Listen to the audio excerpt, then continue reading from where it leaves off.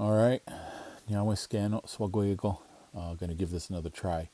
I was asked to make a video on purple prefixes, future and past, and try to be a little more efficient. The first one I made was like an hour and 15 minutes. So let's break it up into parts. I think it'll be a part 1, part 2, and part 3. A little bit of intro here. So first thing, what is a purple prefix? It's a people to people prefix, or sometimes people will call it a transitive prefix. So it's used when somebody does something to someone or acts on somebody, can do something for somebody. So again, like love, I love you. She helped him, right? So her to him, me to you, we to them, we bought it for them. All right. They can be future and past tense, and so you'll need to know how to do that if you want to use it. And I'll show you how to do that. So before we get started though, we're using C stems. So purple prefixes for C stem. The first ones you have using the me to you, me to him, me to her. All right. So gon, not go. Go is like regular O. Gon. Gon, hey, K. Depending on which one you're using, it's either going to be ske, ska, or ska with a K. Same thing depending. It's going to be heise, haste. The other one missing here is heish. You'll have a sh sound here. And then hey. So you to me, you to him, you to her. The next ones are the him and her to people. Okay. Him to me, him to you, him to him to her. All right. So again, depending on the one, it's going to be huggy, hug, or huck. Same thing for her. It's either going to be onge, ong, or onk. There's a hidden Y, so most of the time, future tense going to be yonge, yong, yonk. Him to you, ya. Her to you, yesa. Some people like to use yongsa. Him to him, ho. Sometimes people do use howon, but howon is also her to him. All right. And then sago, him to her, and her to her. Sago, him to her. And then depending on which one you're going to have, it's either going to be yondade, yondaj, or yonda. And we'll talk about that. Then the last two are the group settings. Us to him, and then we flip it around, him to us. And then same thing here. Us to her, and then her to us. We flip those around too. So seidwa, songwa, yeti, yonki. All right. So those are the ones we're going to use. So why so many differences? Because I talked about some of the ones like where it depends on which one you're going to use. So C stems are easy and they're difficult. I think they're easy because sometimes you can just take those prefixes and put them right next to the root and they're good to go. Other times they're difficult because how you plug them in depends on what kind of C stem you're working with. So this is one thing when I started teaching, it wasn't totally spelled out that there were differences, just that there were C stems. But there are differences. So you have regular C stems. Usually those have a connector E. So like for me, you got to use gay, and you got to use say. Him to me, huggy. You to me, ske. So it's got these connector E's in here. You got to have those for regular C stems. Then you have resonant vowels, where the vowel comes after the consonant. That's what C stands for, consonant. It's not that they start with the letter C. It's that they're all consonant stems. So you have variations of these resonant vowels. And I don't want to get too caught up in that terminology, but you have ones that have a G, where you have to use a G next to the root. So here's the root is yent, again, I have it.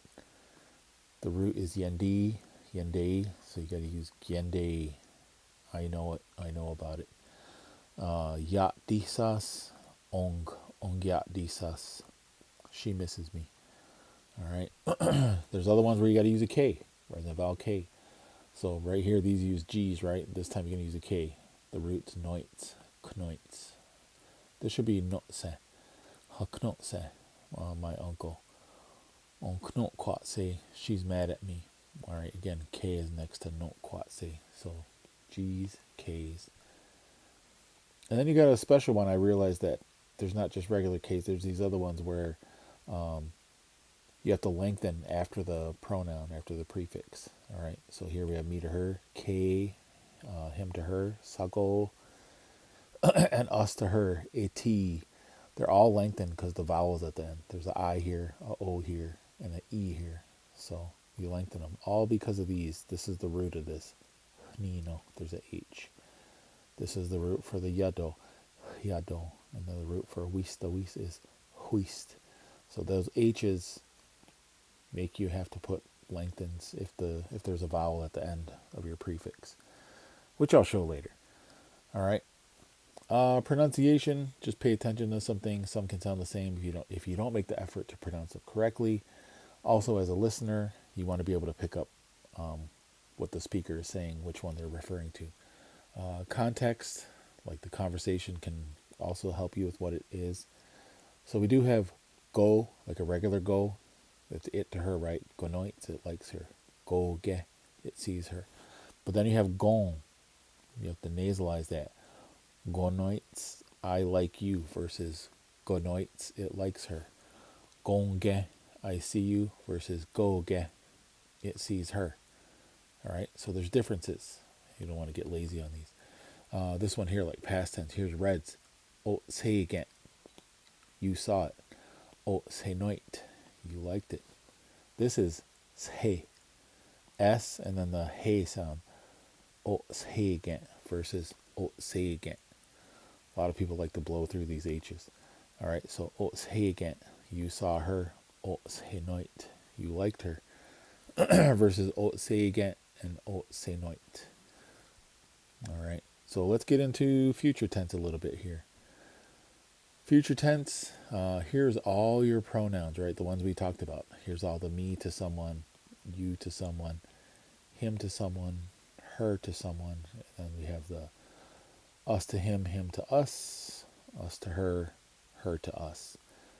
You're going to use this nasal E to indicate future tense for just about all of them. It's going to come in the front of all of these, but you can't always just drop it in there. There are some easy ones where you can just drop the E, the nasal E, right in front of them. All right.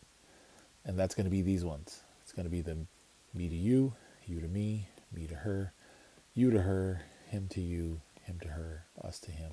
All right. So those ones you can just take this nasal E, put it in front of all these. But there are some things to know. So if you're going to use that nasal E, you want to know like nasal vowels. We only have two nasal vowels, a nasal E and a nasal O. There's not a nasal A. There's a flat A, or the A with two dots, that makes an A sound, but it's not nasalized. It doesn't do what these ones do. They have unique sounds, especially if they come before particular or certain consonants. So this wouldn't be ek. Sometimes you might learn that it makes the E sound, but when it's before this, it sounds like there's a letter N in there. Enk, NK. All right. Same thing here. It's not ego, it's engo, engon. And same thing with this O. If it was an O there, it would be ong or onk. All right. So these nasals, they make that little N sound if they come in front of a consonant. But not all consonants, but it would do that to a D and a T and a J. All right. So I would have end, ond, ent, ond, ont, eng, onge. I don't know where I'd have those sounds, but it would do that to those ones. It doesn't do it on these ones. So you don't put that N sound in front of the S or the W or a Y. You just put it in there. Eswa, ewa, or it'll be ewon, eyagwa. So there's no letter N sound in front of those ones. And then this is where, like, if you do phonetic spelling, which some people like to do, they'll say that they'll phonetically write this as EN. But then when you use it with these ones, it's going to mess you up. All right, so those don't really exist. Then we have a ya, so that's him to you. That one, anytime you see that one, there's going to be a lengthen. Ya, and even past tense, it's going to be wa ya. All right. So again, back to the easy plug and plays. That nasal E is going to go in front of these. So engon, eske, enke, eshe, eya, esago, esedwa, esongwa. So let's let that happen. And there you go. It slapped onto those. And I just pronounced all of them. All right. So if you need some examples, let's put some examples. So we'll have some examples come under here, here, to the right of this, and then to the right of these. You'll see some examples pop up. Engonk. So you got nasal E with a G, eng, and you have onk. Engonk. Engonkwanon. I'll feed you. Eskninot. You'll buy it for me. Enkea disag. I'll be looking for her or I will miss her. Esheo, you'll tell her. Eya gwad. He'll pick you up. Eshago ya daego. He will choose her. Eshedwa no gwag. We will all continue to love him. Esongwa noit. He will like us. All right. You also have some with this hidden Y. It's mostly going to be in this. These are all the her to someone, and then this one also is her. Us to her, her to us. So you have these Y's in parentheses. All they're going to do is they're all going to come back in. So let's isolate those. There they are. Just the ones with the Y, the hidden Y's. So what's going to happen is that nasal E is going to go on the front of these, and then the Y's come back in. Eyonge, eyesa. Depending on these ones, can be eyondade, eyondaj, eyonda, eyeti, eyonki. So again, nasal O into a K, yonk, eyonki. If it was a regular O, it would be yoki, but it's a nasal O, so eyonki. All right. So let's give some examples. I think they're going to go to the left of all of these. You'll see the examples pop up. Eyonge. Maybe they didn't come up. Oh, I think I used this one. Okay. Eyonkni notes. She'll buy it for me. Eyesa. Eyesa yeno. Eyesa yeno. She'll arrest you or she'll catch you. I use this one. Ondaj. Eyondaj. Eyondaj and she'll meet her. Eyeti kwanon. She'll feed her. Eyonki dan. She'll be good to us. All right. So this one here, it does have some unique properties because it does change, right? You're going to have yondade, yondaj, or yonda. So let's talk a little bit about that. That variation of her to her, it's really just yondad. The regular C stem, though, we need that connector E, so now it becomes yondade. It becomes yondaj when the root starts with the letter Y. So here's some ones. Yende, yatisas, yenos. All right. So it's really yondad. And then it runs into this Y on the front. So when that D and that Y run into each other, now you're going to get that J sound. That's where that comes. That's why you get a J sound at the end. All right. This is the pronoun. This is the start of the root. So that's where that Y, this is the Y that I'm referring to, is right there. Yondaj. Yonda. It just does this when the root starts with the letter N. So we have noit, no kwatse, and no kwat. All right. So instead of yondad, now it becomes yonda. That's just the way it goes in Seneca for that one. And then another one people use that you'll see sometimes is yago or go. But you got a hidden ya, not just a hidden Y. You have a hidden YA. And it will come back on if you do future, eya. All right. So you'll see that sometimes as her to her, even though it's also used for it to her. So here's all your future tense prefixes again. Now we're going to do the ones that start with the letter H. Okay, so let's isolate those. It's all these ones here. Hey, hese.